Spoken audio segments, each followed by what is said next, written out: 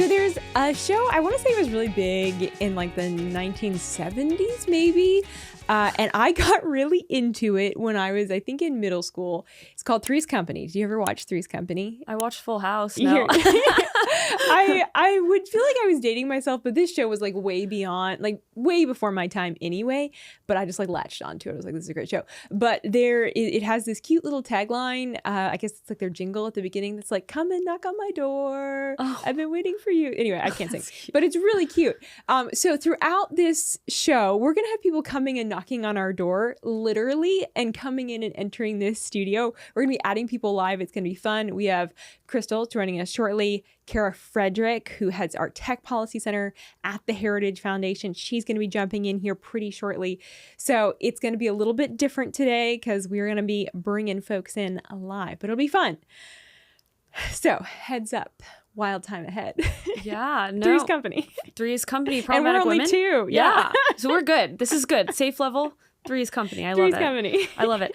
I don't know if you saw this, Virginia, and like low-key humble brag because Georgia Tech is just, okay, we're winning. going back to the Georgia Tech. We're going to keep bringing it back. The people want it. Do they though? They do, because former Georgia Tech kicker and current Kansas City Chiefs kicker actually just made major news. He's outselling Travis Kelce. And for those of Harrison Butker is Harrison Butker. outselling Travis Kelce. In terms of, Merch. jerseys, merch, bobbleheads, all of that fun stuff. Anything with an NFL logo on it, he's outselling Travis on. He's number 11 in the top 50 NFL player rankings of merchandise. I don't know the technical term. Yeah. And Travis is 12, which is insane because just last year we were talking about how Travis had increased sales by 400% with his new girlfriend. That's wild. So I wonder then, I guess like across the board, maybe people are just buying more merchandise overall, because that's a really steep increase. That's definitely a theory. The other theory that I hope to be true, just, Christian want this to be true. Yeah. Is that, obviously he had the St. Benedict's the commencement speech. Yes, I know. I haven't been in college in forever. Commencement speech. We're not that old. And he said some controversial things, like specifically about women. I've personally found shouldn't be controversial, but they were. Yeah, I found it totally fine saying, hey, you're excited about your jobs, but you're probably more excited to be mothers and have kids and get married. Like I definitely was at that point in my life. So definitely speaking to me. But he actually, it's kind of encouraging to see this. It's like Christianity, revival's coming. Yeah. Lots more people paying attention to the word. I think it shows where Americans' values are, that resonated with so many people. They were like, okay, you're actually speaking what my values are, so I want to back and support you because you're saying, hey, actually there's so much value and there's beauty for a woman in being a wife and a mom. And he's also such an awesome dad and is really open about that. So I feel like for so many Americans, it's like, oh yeah, of course I would buy a jersey that has your name on it because I feel like you represent me as far as values. That's how you should vote too, low key. But no, but what I found it very encouraging. He recently spoke at, I think it's called Courage Under Fire Gala at the Regina Kali Academy. I am not good with the Latin there, but he recently spoke and basically just doubled down on some of his comments. It was cute because he's like, I'm used to the bad press. Usually it's about my football playing skills. In this case, the moment I open my mouth, people are starting to criticize me, but that is what the Lord tells us to do. And I thought it was beautiful. But I also still kind of have some beef with Taylor right now. I'm not trying to justify her actions. But Swift. I found Travis Kelce's remarks about what Harrison Butker, his teammate, what he said, and I found them really encouraging. I cherish him as a teammate. I think Pat said it best, where he is every bit of a great person and a great teammate.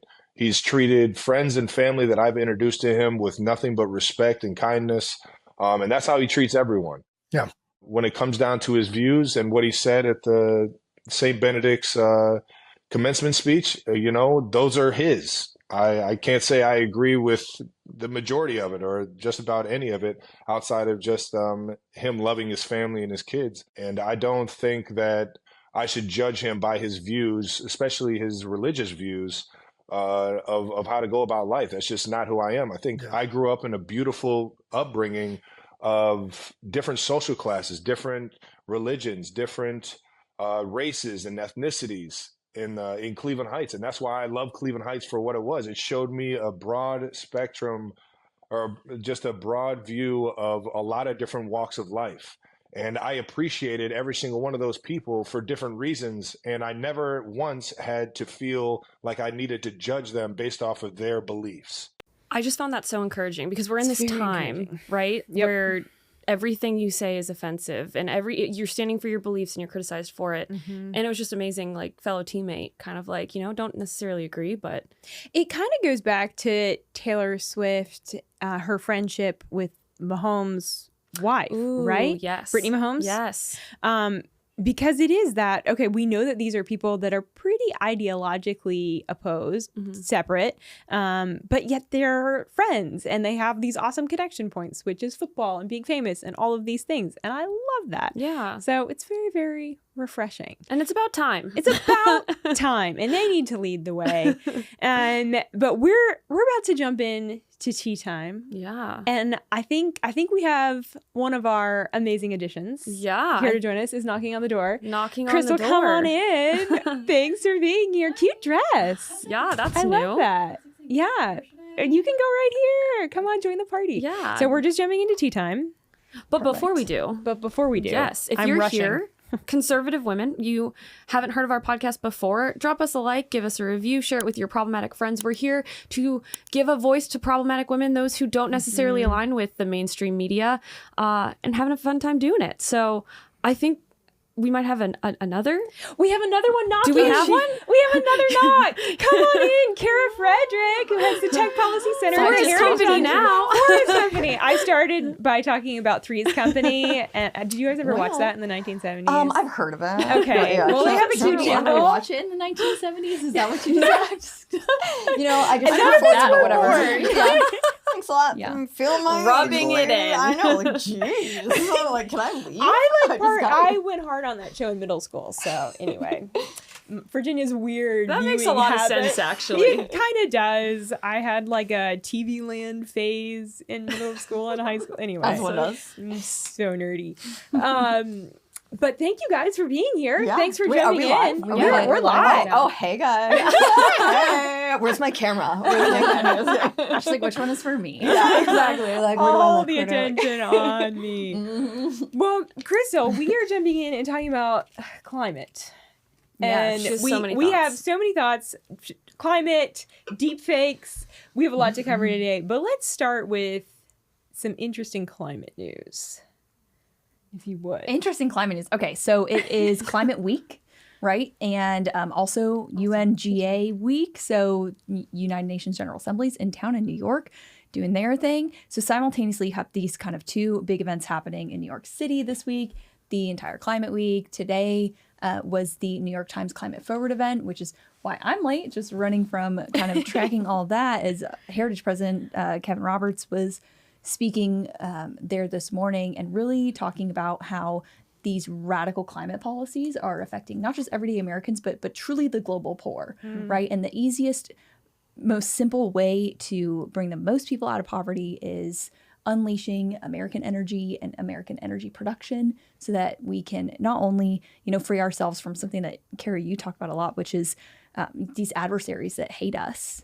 from relying on them for energy, natural gas, oil production, things like that, but also so that we can export our natural gas, our oil, things like that, and help alleviate some of the poverty we see around the world. So one of the things that we were talking about was this UNICEF report that came out a few years ago, but essentially it highlights the fact that women in developing countries like Africa walk 200 million hours a day. Wow. 200 million hours a day to collect water. This is a UNICEF report. So this is not like biased. It's not a partisan thing. It's just the fact. And imagine if those same women that had to walk 200 million hours a day to collect water that oftentimes carries parasites and things like that that cause their own slew of issues. But imagine if they had electricity to pump that water and it freed up their time to be able to do other things, or innovate, things like that. Yeah. So all that being said, there is a lot going on this week with climate news. So we'll. But it's powerful to think about the effect and the impact, right? That something like, okay, let's actually talk about using and developing our resources that we have, and how that is like a rising tide that lifts all boats, so that we can further develop in nations where women are literally physically at risk every day as they're walking miles and miles and miles to collect water. And we know that that's how rapes happen, that's how abuse happens. And so not only can we just make lives a lot easier, but actually protect life at the same time by saying, okay, no, we're going to invest in the energy resources that work. Yeah. And this is a component of energy production that the climate alarmists, like for the last, 50 plus years, cover of Time Magazine, Newsweek, all these publications that are really just fear mongering and making the us world think. supposed to be ended by now? Yeah. Right. How many times over? Right. And we're like relying on the words of like a 15-year-old girl from wherever, England or wherever she's from. Sweden, yeah, who is telling us the world's going to end. I don't know. I love Sweden. Sweden's great, but like, come on. But it's, it's something that they don't want to face the facts of, which are, the quickest way to bring people out of poverty is affordable, reliable energy. And we have that here in the United States. Yep. We have the ability, we're a leader in clean air and clean water. We should be focusing on how we can produce energy better, cleaner, more efficiently, rather than outsourcing it to countries like China, where the Chinese Communist Party does not care about the environment at all. They care about their end game. They are someone, David Gellis, a reporter from the New York Times, was asking Dr. Roberts this morning, well, China is exporting more EVs and they're investing in electric vehicles and clean energy like nobody else on the planet. It's like, yeah, well, they also just greenlit 300 more new coal-fired power plants. So what gives? You can't just focus on the one niche component of this that you're in favor of and, pushes your agenda along while ignoring the fact that they could not care less about the environment. Oh, yeah. Yeah, they're one of the world's worst polluters. And electric vehicles are a wonderful avenue of surveillance for China, for a foreign adversary. So, of course, they're exporting them to the world so they can keep a handle on the rest of the world and what we're doing, who we're talking to, what our roads look like, what our military installations look like, what our traffic patterns are, et cetera, et cetera. They don't need a Chinese spy balloon. They just need electric vehicles. Yes. So disturbing. That's why there hasn't Hot been take. one lately. Yeah. They don't need it. Yeah. Well, we let them in. And we let them in on TikTok too. So that's a whole other conversation. Don't get me But started. That's like her other. nevertheless, we're outsourcing all of these like energy production, Kara, you know this better than anyone else here, to our adversaries, to countries that hate us, that want nothing more than to see the decline of the United States of America. And we're allowing it. Yeah, I think what's been super interesting for me, at least, is just watching kind of what American leaders are saying during this UN great meeting of the minds. Big UN meeting this week. We had that up in New York. That's where they kind of put their slate of policy agendas, and a lot of it was so focused on climate. And, it was interesting. There was that aspect of how are we helping the globally poor? Actually, Biden brought that up specifically in his speech between, the stump speech that he hasn't given in 4 months because he's no longer running for president. So between the 13 that passed away in Afghanistan and whatever, he acknowledged all of that. Were murdered in Afghanistan. Things he should have brought up in his stump speech. He's also saying, but we need to care about the globally poor and don't worry about these regulations and our world's about to end. That was what I think was interesting to me. But Kevin, like you said, was just on kind of spitting some truth on stage. And what I found as a former biology major, love the scientific method, right? Like we love a good hypothesis. We love to test it. And I thought it was so powerful when he just started kind of going off at, these over regulators and in front of the media saying no one is being positive with this hypothesis. We're skeptics and we're not being optimistic. And just to kind of further put a little bit more, trusting of the science, I did the math on one of the issues that's been brought up a lot, which is sustainable food sources. So obviously a lot of people have tried to go from regular milk, regular steak to the crap that, you know, we have no idea what's in it. It's almond milk and all of that. Bugs. And so I did the math and I found out that if you eat 32 ounces of steak every single day, it'll take you a year to eat an entire cow. An entire cow. Wow. Isn't that insane? It might not be like the best steak all the time, but I mean, because not every part of that cow is very tender. right. Which leads me to think, like, you know, obviously propaganda. We're talking about how China's also pushing their agenda, but like, just it's crazy seeing how even down to what you're putting in your body, which I guess I shouldn't be surprised about. We're seeing this huge bureaucratic group pushing this agenda. It's insane. Yeah, It is insane. You'll eat the bugs and you'll own nothing and you'll be happy. Right. Not a conspiracy theory anymore. Who would have thought? Yeah. I don't know about you, but that's not the life that I want. No. Yeah. No. Thanks. No, count me on that one. Well, and you do have to consider what science actually tells us about climate change. And I've had a lot of fun at the Daily Signal, through the Daily Signal podcast, doing interviews with climate experts and climatologists, talking about like, okay, what do we actually know about the climate changing? And consistently, the thing that they say is there's actually a lot that we still don't totally understand about why the climate changes, but we know that emissions have such a minutia impact on the temperature that is like out of the picture. And then we also know that there's natural warming and cooling cycles to the earth. And that is just part of the deal. It's normal, it's natural, and it's not necessarily something to freak out over. And scientists are still trying to figure out, okay, what causes those natural cycles? And people have lots of theories about the rotation of the sun and various aspects.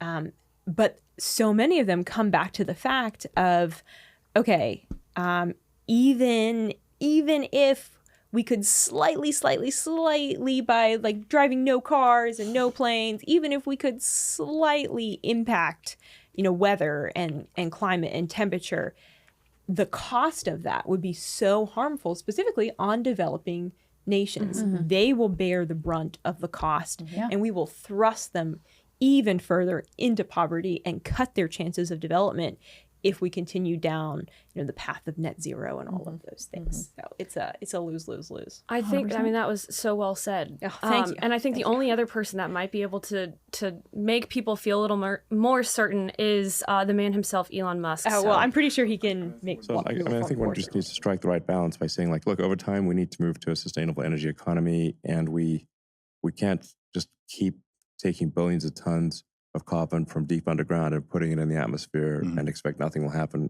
forever. Yeah. But we also don't need to be alarmist about it and super negative and massively disrupt people's lifestyles. I mean, I think people can continue to live a normal life. Yes. And they shouldn't be guilty about being human or sort of frankly having a steak. It's fine. See, you can eat your steak. Steak's fine.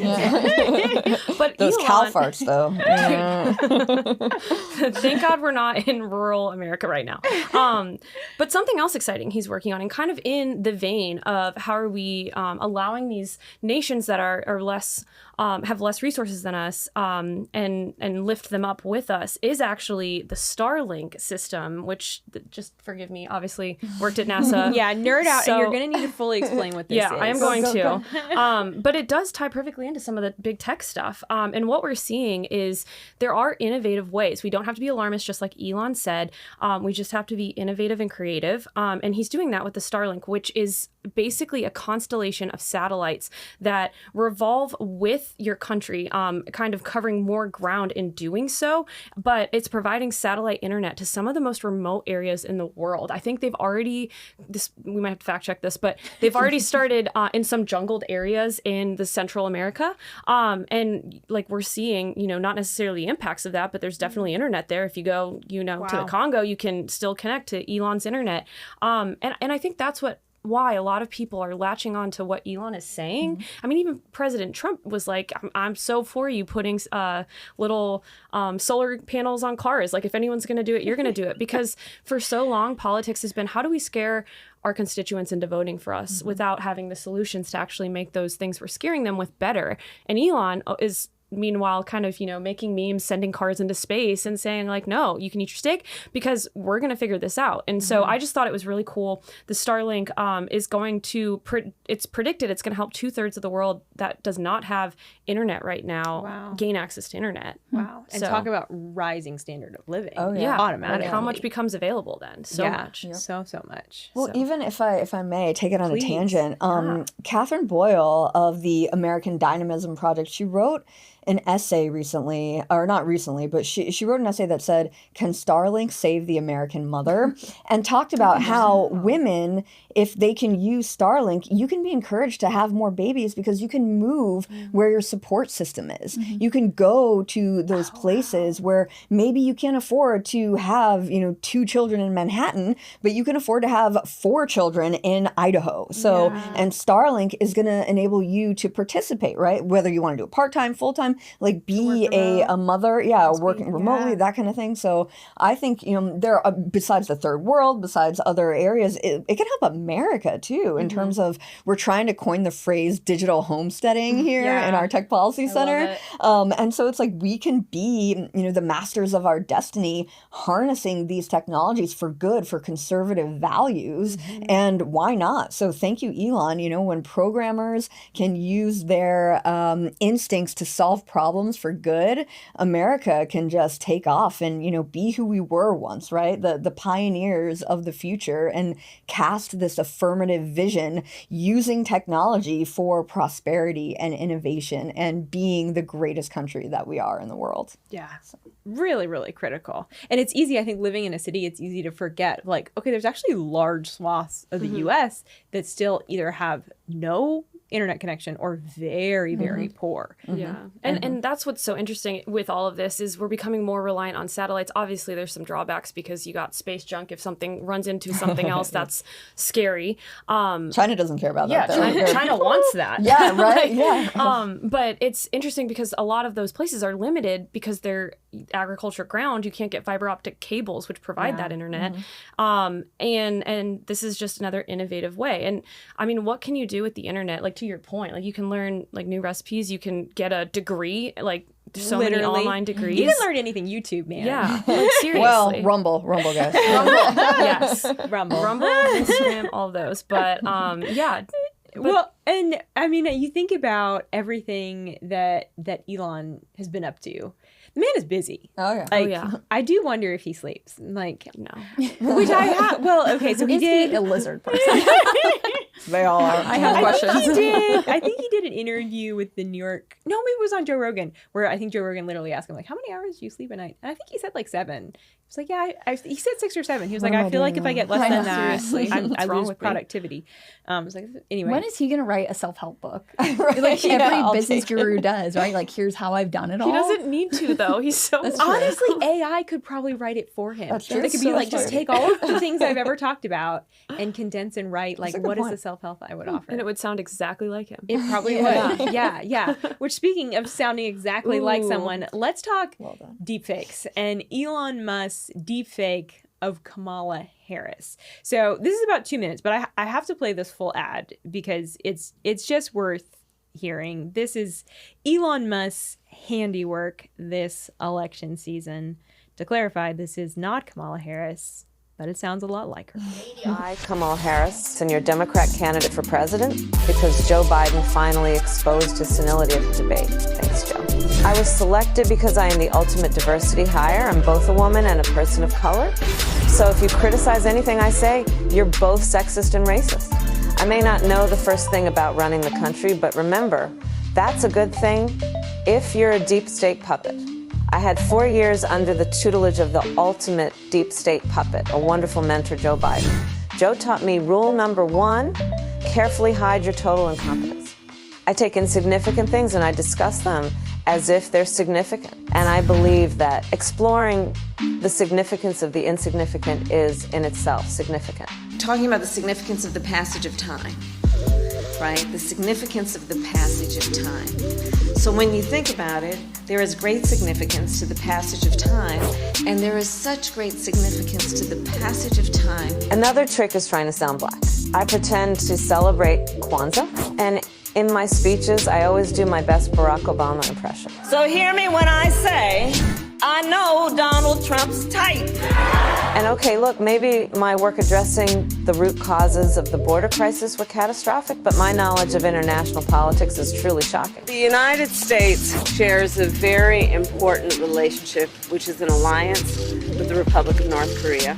It is an alliance that is strong and enduring. And just remember, when voting this November, it is important to see what can be, unburdened by what has been. And by what has been, I mean Joe Biden.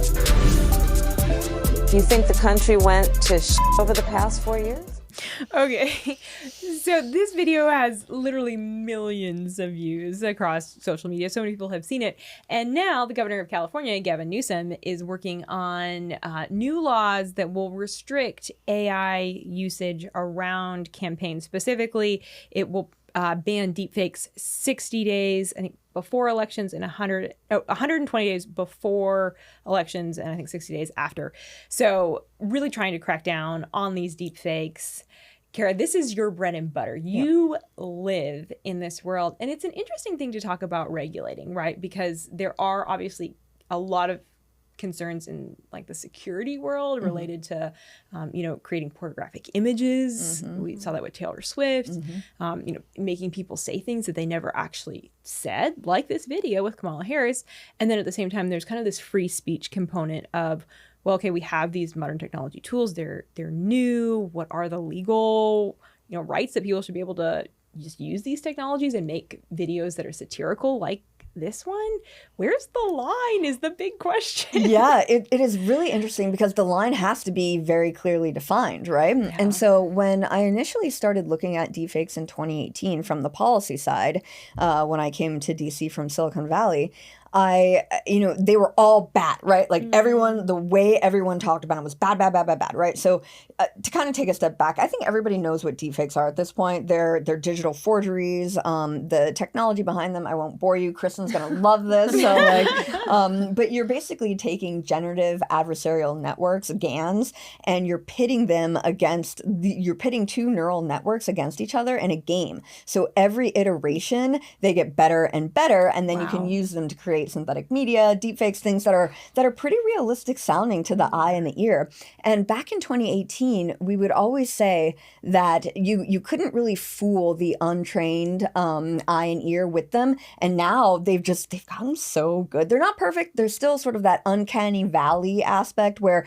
something you kind of see it and you're like, there's something weird going on here. It doesn't quite look real. And there are certain tells, and people have, spilled a lot of ink over this. But bottom line, they're here. They're probably here to stay.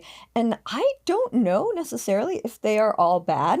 So that sort of leads me to, what we just saw there is I'm sitting here and I'm like, is this really a deep fake? Because everything she's saying is actually kind of true. She sounds unburdened. Yeah, right. Exactly. So, but what's interesting about the law and sort of the regulatory aspect that you asked at the outset is my bent has always been toward transparency. So we want these technologies to flourish, right? We want to see the power of what can be when it comes to innovation. But we also understand that there are malicious uses of these things. However, err on the side of transparency. That's the bent. And you can do this through labeling these things, through watermarks, so people know they're looking at something that is synthetic, and then they can make their best judgments. Where the line, I think, is where the government is starting to make that judgment for you, right? If it's AI, it's prohibited. Like that to me is a red line. No, like let people understand the provenance of this information as best as possible with the tech that you have. Again, this watermarking and labeling technology is great, but when it comes to dictating based off of those labels, I think that's not a place for the government. So you don't think there should be a federal regulation on AI use? I think Not at this point. Okay. I do think, and I've been clear about this, I think guardrails are necessary. Yeah. Right? So you have some guardrails and you set the rules of the road, or else our enemies are going to do it for us. Yeah. And they're going to start to create things like these large language models, which China just implemented or finalized their draft large language model guidelines. And they say that these LLMs have to integrate core socialist values within them.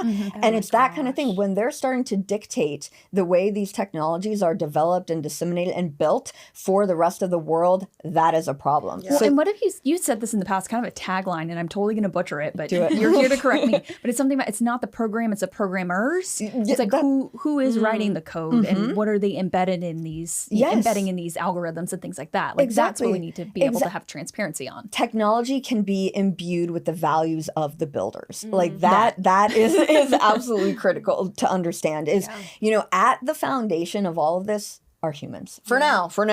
Safe superintelligence is another, and AGI is another totally different conversation. But for now, the way the programmers are building these models, the way these cross-functional teams are interacting with the way that the programmers build the models, the rules that they're following or not following, that all matters. And what I think is really interesting here is sort of a hedge against all of this is allowing and having an environment that is permissive to open sourcing a lot of these AI models. So you let the community sort of surface these issues and fix them. And the open source community, that means like it's open to everybody. Everybody can tinker with it. All the code is free and there and easy to access. And you figure out, what is the best model? Like what is the freedom loving version of this model? And that is your hedge against, an overbearing China who's integrating and imbuing the technology with their values, and they want the rest of the world to use the technologies that are imbued with their values, as opposed to democratic Western nations, I'll say it, like the United States, building these technologies that are better for the world and imbuing them with the values that we have that, again, I will say it, better for the world than your authoritarian nations like China. So kind of going back to the speech Biden gave yesterday, I think, he kind of talked about how the AI, we need one that serves like all people. And I think he literally used the word equitable in it at the end. Like the last word he used when he's like the profound risks and we must ensure that it upholds equity or whatever. Have you seen any of that being implemented already? I think so AI safety is kind of a dirty word in our circles now. Again, emerging from a noble purpose, right? Like trying to get everybody involved and whatnot. But at the same time, it's kind of gotten to the point where they're trying to clamp down on these technologies in a way that's not going to benefit everybody, because I'll direct everyone's attention to the Google Gemini AI model that they released, right? That was ahistorical, that was inaccurate, that was biased, and they eventually had to pull it back and re-release it because that thing, it was perfectly nested within the Silicon Valley echo chamber, but it was saying that the Pope was, I think, an Indian woman. Yeah, it was, and like it was founders were African American. Yeah, and it refused on balance to feature, white people and historic, the deeds that, the good things that white people have done, which is crazy. But that's kind of like what an equitable version is when these open source technologies can't proliferate and you only have, one or two or three choices. And we know that these companies are not friendly to people who think like us or just generally dissident thinkers or heterodox thinkers. And, the problem here with the incumbency in AI is there are a lot of natural advantages that accrue to these, big five companies. They've been collecting a high volume and variety of data for decades so they can train their models on all of this and refine their algorithms and make them more accurate, or at least should make them more accurate. And the compute, like that's what you need for good AI. At times, there's a couple different initiatives that are trying to train on less and less data, but compute is sort of the name of the game here too. These companies have the money and the resources to execute better than some of the startups at this point, or they'll just try to acqui-hire or acquire or grab those startups and gobble them up and have just Gemini again be the name of the game. So that's problematic too. So when you think about a conservative vision for artificial intelligence and a conservative vision for technology, I mean, you have to say that Americans have to have the freedom to compute. There shouldn't be thresholds on who can compute and who can't, because I think that's probably coming if indications from the Biden White House are any measure of the future. And then you have to make sure that these companies, these incumbents that are entrenched, are not going to be the only ones who can play in this field. So open sourcing will do a lot of work to contest that. And I think that's a good thing. Yeah. Well, Kara, I know you have to run. I do want to brag on you for a second. Oh, no. For anyone that doesn't know Kara Frederick, she is just this superstar and the most humble person. She's on Fox News Constantly. all the time, constantly. But if you ran into her in the grocery store, you'd just be like, oh, this nice lady. You would never know she was this amazing high power woman with this amazing, insane background in serving in so many incredible roles, serving in many ways and assisting U.S. military. So powerful. So Kara, we're going to let you go, but just wanted to give you a shout out. I will say, Thank you, before guys. you step out of this room, the next time we have you on, what I want to talk about is the Instagram feed of what everyone wears on Fox News, what all the women are wearing. Yeah. So I'm saying this now so that it doesn't. Okay. It gets All longer. right, we'll talk about it. Yeah, it's that's we do pretty need fun. to That's talk pretty fun. fashion because you always have the greatest dress. Well, don't look at me now. I can't even button my sleeves. So it's a problem. I have a 2-year-old, so that's it's an issue. Everything We do the goes best out we the can. window. Yeah. Awesome. Yeah, thank you, Kara. Well, oh, no worries. See ya. All right, well, we're going to jump in with a little bit of a game here in a second. But first, if you are not subscribed to the Problematic Women Instagram, make sure, open up Instagram, search Problematic Women. We love bringing you fun behind-the-scenes moments from the show, reels from the show, some fun pictures, and also just often keeping you up to date on some of the news that we as Problematic Women care about. So make sure you hit that subscribe button. But without further ado, we have sort of a game / piece of news today. We're combining news and games, which It's just kind of a do that fun more little often. variety section. A little variety.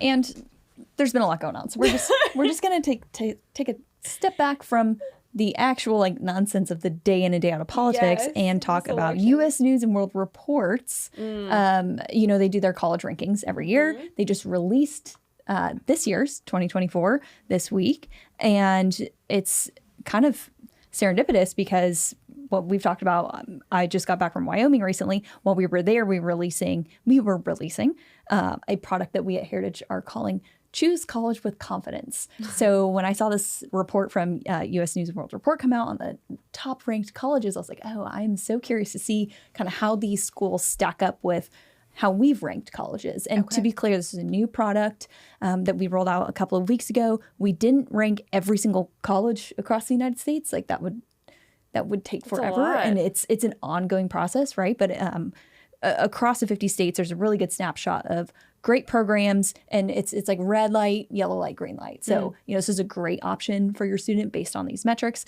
This is, worth considering, and the red are no go, don't do it. So for the Heritage side of things, the things that we looked at were return on investment, which is a big one, right? So once these kids graduate from these programs, what is their earning potential? Are they getting jobs? If you study underwater basket weaving and human gender theory, are you getting the return on the $80,000 a year you spent to go to Harvard or wherever, for instance? So that was a big one. Fostering free expression.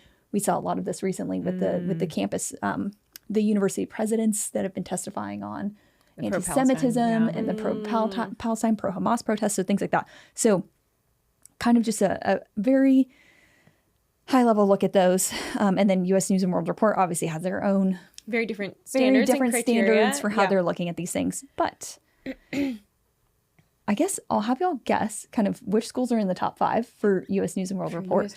And if any of them fall into our green light, yellow light, or red light category. I'm going to say they're all in the red light. Yeah, I'm going to say they're at least all in either yellow or red, and none are in green. None are in green. Okay. 3 out of the 5 are worth considering. They're in our yellow light category. Are we guessing the schools? We're guessing. Guess. What are the top 5? I'm going to say, this is U.S. News, because I was going to say University of Texas, but it's not Heritage. No. U.S. News and World Report. Okay. University of Boston? BU? Not top 5. Boston University? No? Okay. I'm going to say, let's go Brown. Ooh, that's a great guess. Not top 5. Dang. Not top 5. I'll give you a hint on one of them. Stanford? Thomas Massey. Thomas Massey. Stanford is top 5. Oh, Stanford good is top 5. job. Oh, Yeah. ding ding. What number is it? Number 4. 4. Is it yellow or red? You remember? It's yellow. It's yellow. Ooh, Yes. Stanford's Interesting. yellow. Cali, Stanford's Cali. yellow. And so part of the Stanford's reason is because yellow. they have, so on the Heritage College with Confidence guide, we looked at not just overall universities, but at programs. Okay. So some of these universities have schools or programs that make them worth considering. So Stanford is one of those. They have the Zephyr Institute, which is part of ACTA Oasis. What about Won't get into that now, but tech school? The tech school that's not Georgia Tech. Virginia Tech? No. MIT. MIT. Bingo. You That can't makes go to sense. that school I and was not like, be. there's going to be a Boston. You're not gonna get you have to get a high paying job if you go to MIT. Oh, I yeah, feel like yes. everyone and their mother. Everyone is guaranteed to have a high paying job. that at was where MIT. my Thomas Massey comment came in. Oh, Yeah, because that's he went kind to of where. MIT. Yeah. Okay. I'm picking up what you're putting down. You Yeah. could have said Young Sheldon too, and that would have worked for me. That would require me to watch a show. Didn't, so Dartmouth? No? we Is have another Harvard on the list? Harvard. Oh. Harvard's on the list. We It's did number it. 3. Princeton? As a surprise to no one, Harvard is a hard red light. Yes. for MIT's us. yellow. We actually haven't ranked MIT yet. Oh, so okay. To be That'd be decided. TBD. We'll have the team look into that one. Okay. Are the rest of them Ivy schools on the Princeton, top? Yale? We have Princeton's number 1. Princeton's Yale. number 1. So top 5: Princeton, MIT, Harvard, Stanford, Yale. I got the second top. So it's kind of like, that feels a little boring. Like, I get it. Like, you It's do the so report, predictable. but it's so Yeah. predictable. Yeah. It's like, Yeah. okay, so you have your top Ivies. I did see on Twitter someone was bashing New College in Florida, which Governor DeSantis, Chris Rufo, and a handful of others have really gone in and like completely upended how New College in Florida operates and their curriculum standards. It's more focused on classical learning and true like rigor of academics instead of DEI and all these other Like the point of nonsense school. programs. Right. Someone on Twitter yesterday pointed out, oh, it fell, I don't know, 20 or 30 on the US News and World Report rankings. And I'm like, well, yeah, but like, that's not really surprising. Yeah. Because they have their own agenda in pushing forward, these top schools that are not a surprise to anyone being in the top. Yeah. So Yeah. see. Interesting. it'll be curious to see. My how- alma mater's not on there. No. Tragic. Did you look where yours was? No, I mean, I went to Regent University, which I loved, but small Christian school, like literally 1,000 undergrads on campus, like small. So I'm sure U.S. News and World Report is like, what is Emory your was school? pretty high up there. What? I didn't even see it. It was higher than UC San Diego, Well, which that is where makes I went to sense. It's school. like, It's a good it's school. a good school. It's a We really call good ourselves school. the Harvard of the South, which is kind of sad because it's not. But But I mean, like, I your think medical Georgia I think Tech it was beat like us, though. 23 or yeah, something. It we're was like usually like top 20, which is Yeah, cool. And then yeah. I think Georgia Tech was like 17 or something. Yeah, and I was kind of like, again, better than UGA. a little friendly Just competition. Yeah.